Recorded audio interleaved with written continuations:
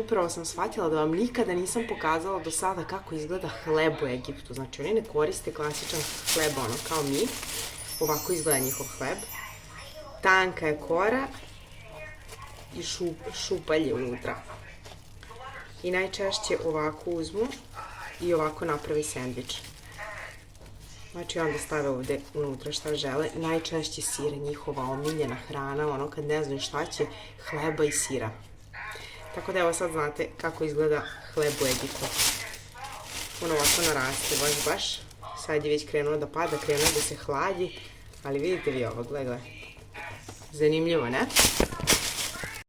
Jeste probali nekada sličan? Liči na našu lepinju, ali ne, drugačije. Ovo je skroz tanko. Znači, unutra je skroz tanak. Tanak.